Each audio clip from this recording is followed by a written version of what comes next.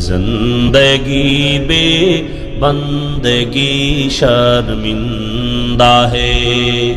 दुनिया में हो दुनिया का तलबगार न हो,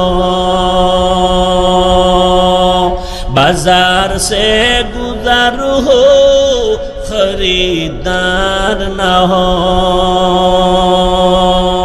ये दुनिया एक मिसले कागज फूल है, ये दुनिया एक मिसले कागज फूल है। जिंदगी में बंदगी तू करना है, जिंदगी बे बंदगी शर्मिंदा है, जिंदगी बे बंदगी शर्मिंदा है। गोपने सुंदर करे ওযু বানাইয়া যায় নামাজ বিছাইয়া কলিজা ভরে যদি ডাক দাও ইয়া আল্লাহ, আমি আল্লাহ তো তোর মোহাব্বতের জন্যই প্রথম আসমানে তাজাল্লি দিয়ে দিলাম, চাইতে দেরি আমি আল্লাহ তোকে দিতেও দেরি করব না। কত গভীর রাতে আল্লাহর নবী বলেন, আমি রাতের বেলা ঘুমায়ে গেলাম এশার নামাজ পড়ে, হঠাৎ আমার কাঁচা ঘুমের মধ্যে কান্নার আওয়াজ আসতেছে, আমার কানের মধ্যে ঘুম ভেঙে গেল। এই রাতে কে কাঁদে আর আমার ঘুম ভাঙলো? নবী বলেন, আমি উঠলাম, নজর করে দেখলাম আমার মাথার পিছনেই তো মসজিদে নববী। আমি দেখি ওখানে একজন আল্লাহর বান্দা রাতের গভীরে নামাজে দাঁড়ায় দাঁড়ায় কান্না করে। আমি দরজার কিনারায় অপেক্ষা করি, নামাজ শেষ। আমি ভাবতেছি মনে হয় অন্য কেউ, তাকায় দেখি না না, জান্নাতের 1 নাম্বার সাহাবী আবু বকর নামাজে দাঁড়ায় গভীর রাতে কান্না করে। আমি আবু বকরকে দেখলাম, আবু বকর আমারে দেখে চমকে উঠলেন, ইয়া রাসূলুল্লাহ, এ গভীর রাত আপনি কি ঘুমান নাই? বলে, তোমার কান্নায় ঘুম ভেঙে গেল। ও আবু বকর, তুমি কাঁদলা কেন? আবু বকর বলেন, ইয়া রাসূলুল্লাহ, মালিকের আদালতে কেমনে দাঁড়ায় হিসাব দিব সেই ভয়ে কান্না করতেছিলাম। আমার আল্লাহর আদালতে কেমনে দাঁড়াবো?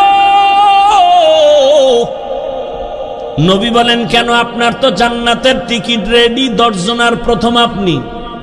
আবু বকর বলেন, ইয়া রাসূলুল্লাহ, আরে আমি আবু বকরের থেকে টিকিটের পাওয়ার তো নবীদেরটার বেশি, কিন্তু আপনিই তো বয়ান করেছেন হাসরের ময়দানটা ভয়ঙ্কর হবে, জমিনটা পুরা জমিন হবে হাসরের মাঠ, সূর্যটা নিচে চলে আসবে, সূর্যের গরম, মাটির জমিন তামা হয়ে যাবে, ওদিকে জাহান্নামের চিৎকারের আওয়াজ, জাহান্নাম চিল্লায় বলবে, হে মালিক, বেনামাজি গুলো কই,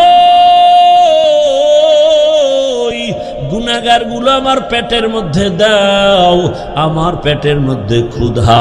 নবী, আপনিই তো ভয়ঙ্কর হালাতের কথা বলছেন, জাহান্নামের চিৎকারে হাসরের ময়দানটা থরথর করে কেঁপে উঠবে।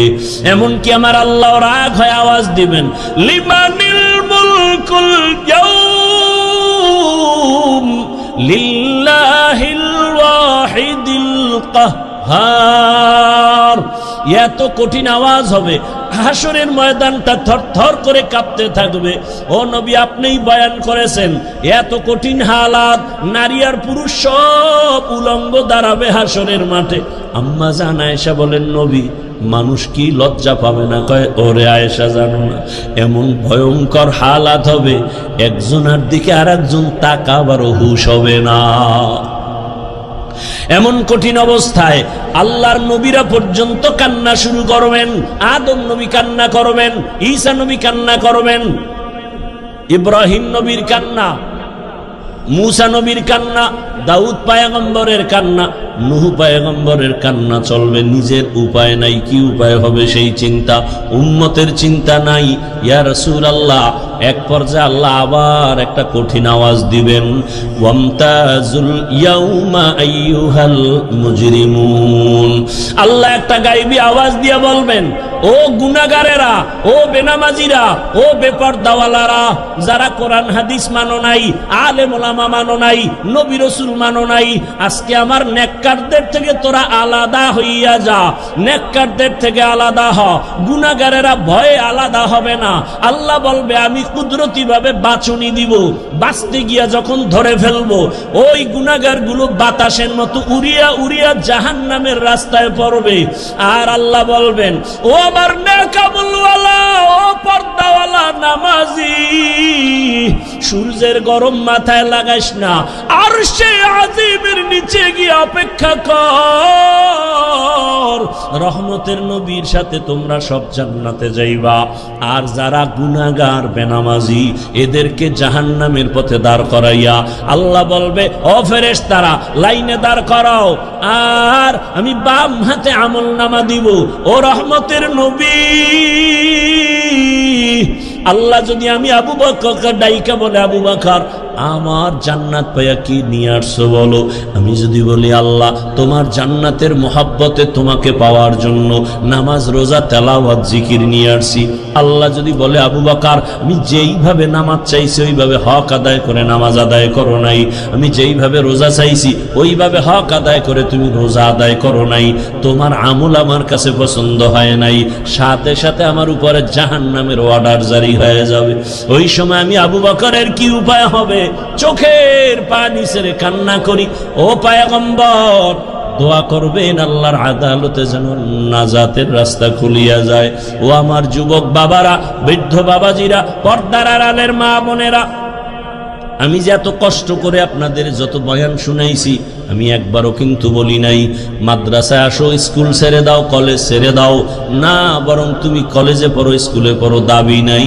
তুমি ডাক্তার হও, ইঞ্জিনিয়ার হও, প্রফেসর হও, এসপি হও, ডিসি হও, এমপি মন্ত্রী যাই হও না কেন, অনুরোধ করি বাবা, তোমার মতো কত যুবক স্কুল কলেজে ভরিয়াও নামাজ ছাড়ে না, দাড়ি কাটে না। নিজের বিবেকটাকে জিজ্ঞাসা করো, তোমার কপাল কেন খারাপ, তুমি পারো না কেন?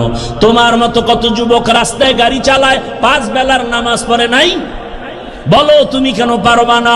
তোমার মতো যুবক র্যাব, আর্মি, পুলিশ, বিডিআর এর চাকরি করে নামাজ পড়ে, তুমি কেন পারো না? তোমার মতো যুবক তাকায় দেখো, নদীর মধ্যে মাছ ধরে নামাজ পড়ে, কৃষি কাজ করে নামাজ পড়ে।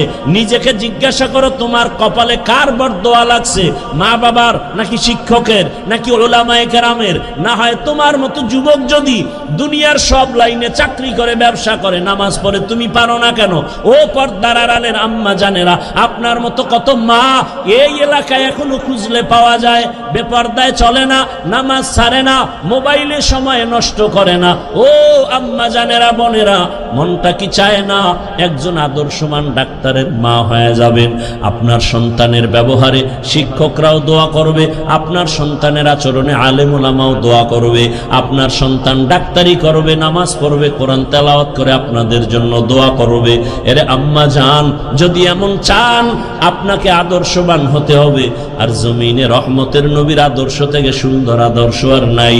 ও আল্লাহর বান্দারা, ও আমার যুবক বাবারা, মা বোনেরা, বৃদ্ধ বাবাজিরা, তওবার দরজা খোলা, আল্লাহর কাছে তওবা করেন, সাহায্য চান, নামাজের মাধ্যমে, ধৈর্যের মাধ্যমে আল্লাহকে মনে মনে ডাক দেন। ও যুবক বাবা, জীবনে তো দাড়ি কম কাটো নাই, বেপরদায় কম চলো নাই, এখনো কি তোমার মনের শখ মিটে নাই রে বাবা?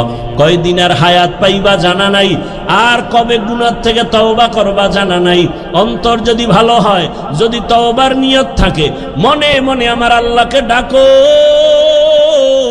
আর বলো, হে আল্লাহ, জীবনে কত হাতের দ্বারা গুনাহ করলাম, জবানের দ্বারা গুনাহ করেছি, চোখের দ্বারা গুনাহ করেছি। ও আল্লাহ, আমার মতো যুবক জেনারেল লাইনে থাকিয়া যদি নামাজ পড়ে, আমি কেন পারবো না? আল্লাহ তুমি বুঝি বেজার হয়ে গেছো, আজকে থেকে তওবা করতেছি, মরিয়া গেল আর নামাজ ছাড়বো না, দাড়ি কাটবো না, বেপরদায় চলবো না, মা বাবার দোয়া নিয়া, শিক্ষকের দোয়া নিয়া, ওলামায়ে কেরামের পরামর্শ নিয়া, রসুলের আদর্শ মেনে চলবো। আর আলেমদের মহাব্বত অন্তরে নেও, কারণ এই ওলামায়ে কেরাম তোমার জন্য চোখের পানি ছেড়ে আল্লাহর কাছে দোয়া করে, গোটা উম্মতের হেদায়াতের জন্য দোয়া করে। আরে এত কষ্ট করে লেখাপড়া করে এই মাদ্রাসার সন্তানগুলো, খোঁজ নিয়ে দেখবা রাতের বেলা ঘুমায় না, ভোর রাতে উঠিয়া মাওলার কোরআন তেলাওয়াত করে, নামাজ পড়ে, দোয়া করে। এলাকায় শান্তি দাও, অসুস্থ রোগীদের সুস্থ বানাও। ওই উলামায়ে কেরামের দোয়া